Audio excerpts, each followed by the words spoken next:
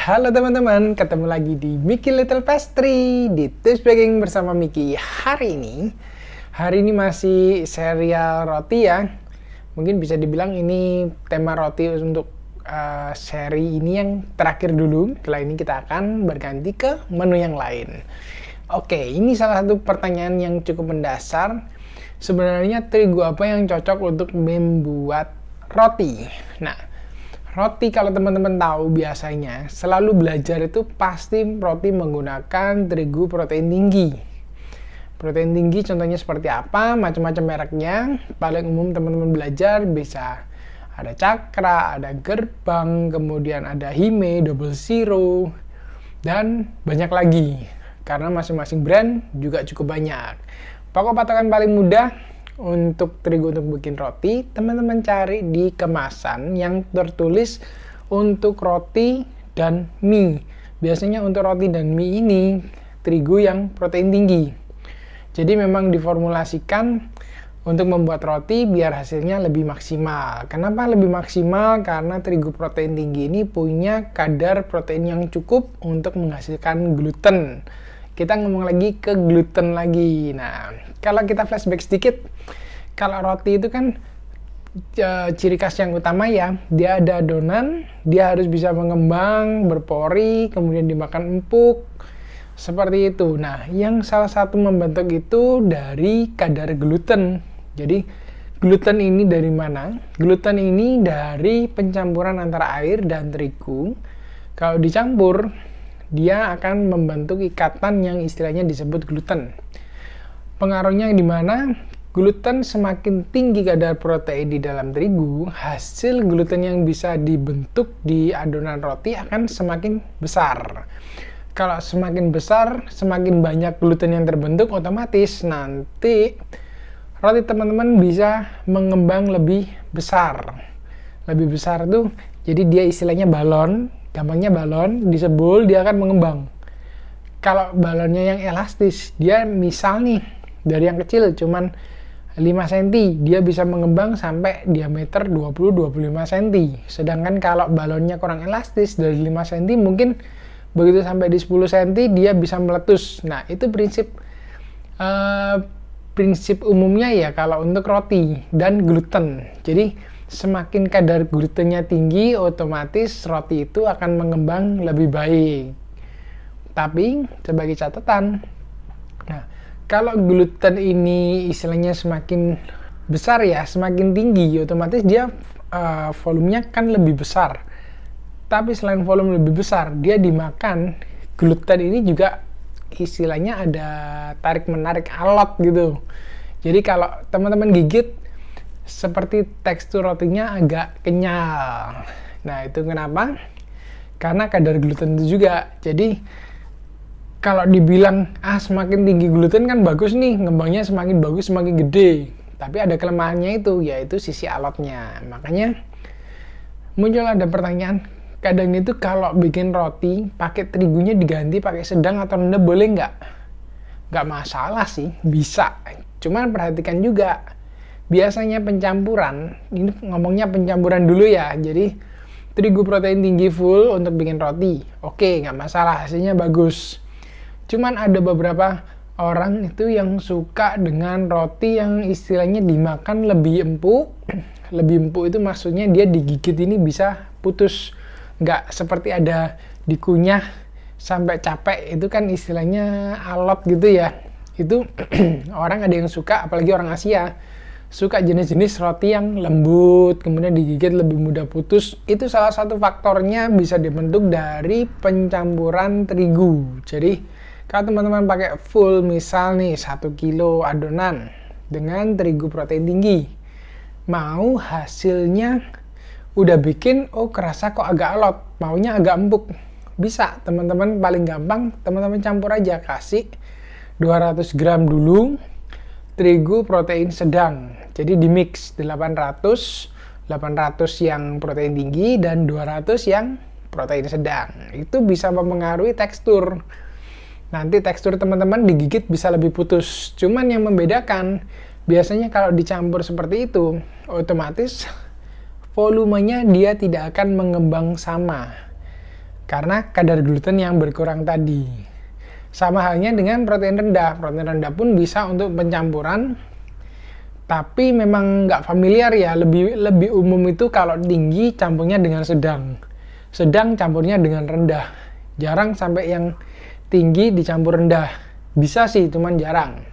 Nah, tapi hal-hal yang diperhatikan kalau misal teman-teman pakai yang sedang aja atau rendah aja, tadi kan aku sudah bilang roti lebih empuk ya, tapi volume itu tidak akan sama. Jadi volume tidak akan bisa sebesar yang protein tinggi.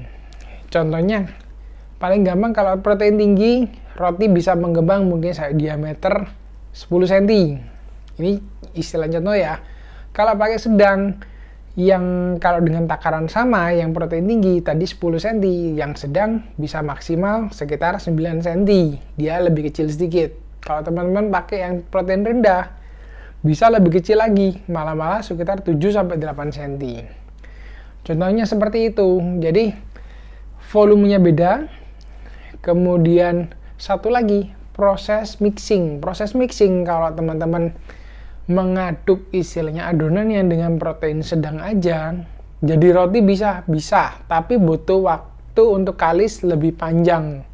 Karena tadi kadar protein membantu gluten lebih sedikit, otomatis kekalisan roti ini tidak akan bisa cepat terbentuk, dan juga tingkat kalisnya tidak akan bisa sama seperti protein tinggi.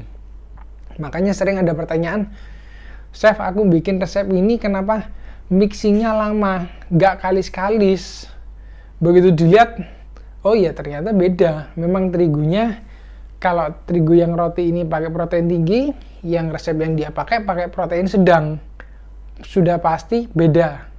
Jadi lama waktu kalau ada teman-teman yang menceritakan kalau mixing pakai terigu protein tinggi 20 menit kalis. Kalau pakai sedang bilang 20 menit kok nggak kalis. Memang, jadi kalau untuk kekalisan yang hampir sama seperti protein tinggi akan butuh waktu lebih lama, bisa 25-30 menit. Jadi itu yang perlu diperhatikan ya. Jadi bukan sekedar ikut resep, oh iya pokok 20 menit kalis, mixernya ini. Ternyata begitu resep pakai protein sedang kok 20 menit nggak kalis.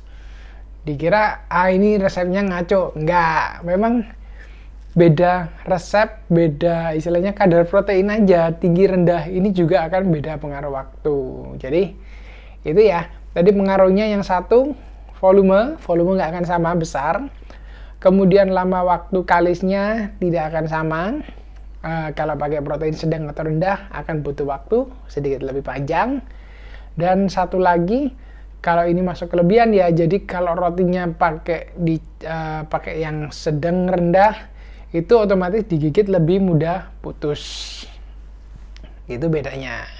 Nah, kalau contoh resep yang menggunakan protein sedang atau rendah, ada juga. Jadi, kalau roti secara umumnya kan memang protein tinggi, tapi ada beberapa roti yang pakai protein sedang atau rendah. Contohnya yang paling gampang, kalau protein sedang biasanya paling banyak dipakai untuk bikin donat. Nah, siapa nih yang belum pernah bikin donat? Atau mungkin pengalaman punya bikin donat?